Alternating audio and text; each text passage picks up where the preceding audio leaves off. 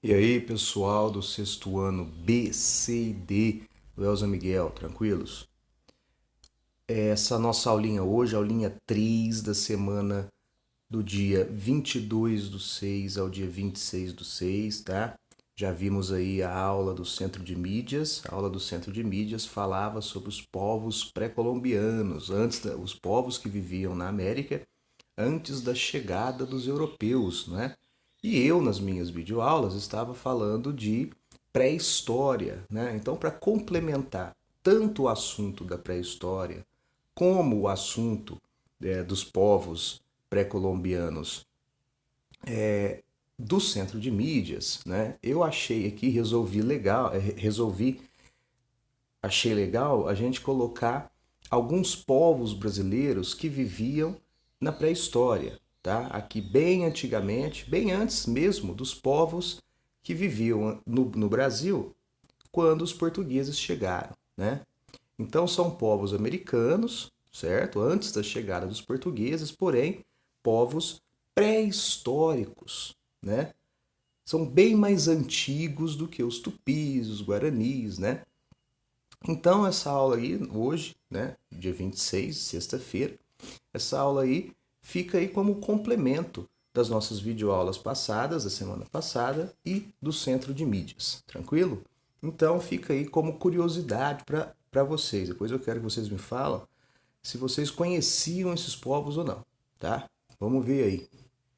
Aqui no Brasil existia um povo no litoral brasileiro conhecido como povos dos sambaquis, né? Povos que se localizavam no litoral, eram povos caçadores e coletores. Lembra que eu falei lá da pré-história, hein? Que o homem começou a ser caçador e coletor ali atrás do que precisava na natureza, né? Caçava animais, coletava frutas, plantas que precisavam na natureza, né? Se eram povos que viviam no litoral, eram povos que tinham uma relação com o mar, não é? Então usavam do mar para a sobrevivência. Então a base da alimentação desses povos serão o quê? Frutos do mar.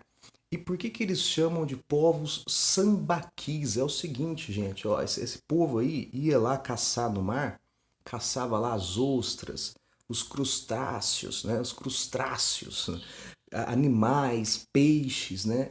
Coletavam esses frutos do mar e jogavam o resto deles, as conchas, os ossos, né?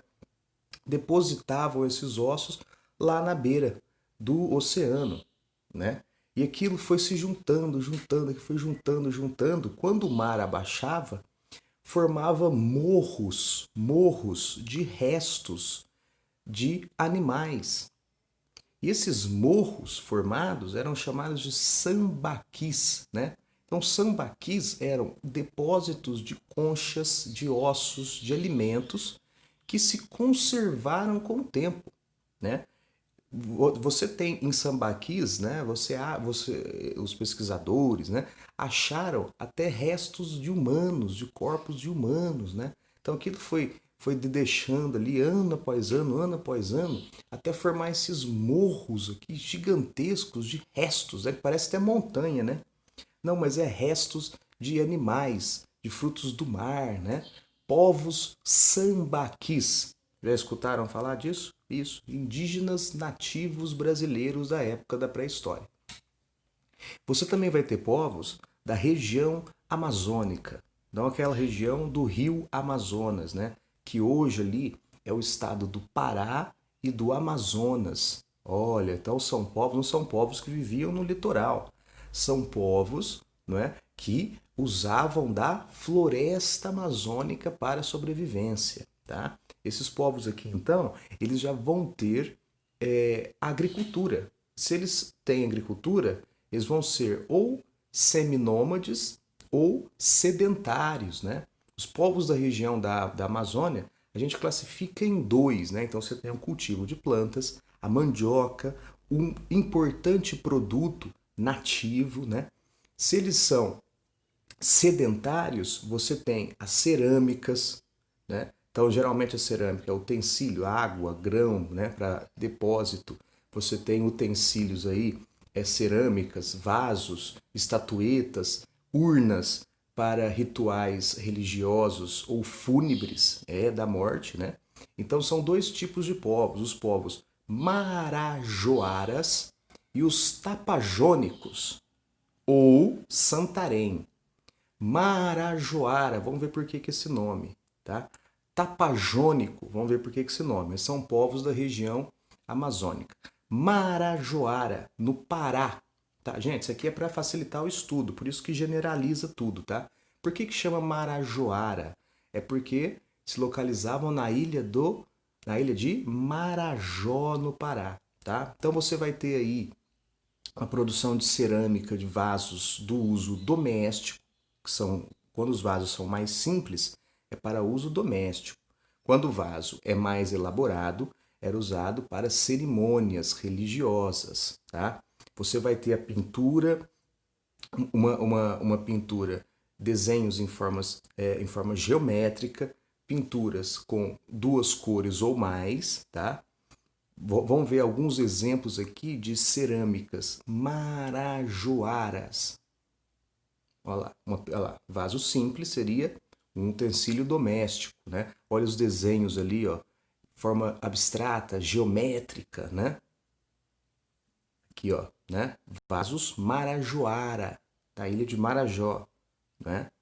Sabiam, conheciam isso aí? Depois pesquisem mais essas cerâmicas, né? Estatuetas, né? Estatuetas de uso religioso. E a cultura Santarém, olha lá, olha o mapa ali, ó, onde hoje é o Amazonas. Cultura Santarém ou Tapajônica, por quê? Povos que viviam perto do rio Tapajós, né? Aqui você vai ter cerâmica também. Aqui as cerâmicas serão mais complexas, serão mais detalhadas. Você vai ter cerâmicas em forma de humanos, em forma de animais, você vai ter relevos. Eu vou mostrar e vou falar para você o que é o relevo ali, né? E você vai ter vasos cerâmicas com as cariátides. Cariátides, o que é isso?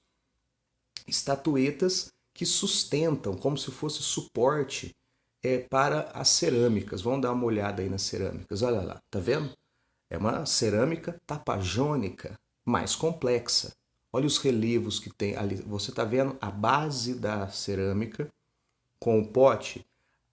Essas estatuetinhas aí, ó, são chamadas de cariátides. Olha como é que ela é mais complexa. Tá vendo que as outras, que da cultura marajoara que eu mostrei, né? Olha, animais, né? Relevos de animais. Olha aí, isso aí seria alguma coisa para colocar vela, algum candelabro, né? Mais complexa. Olha a aba dela, né?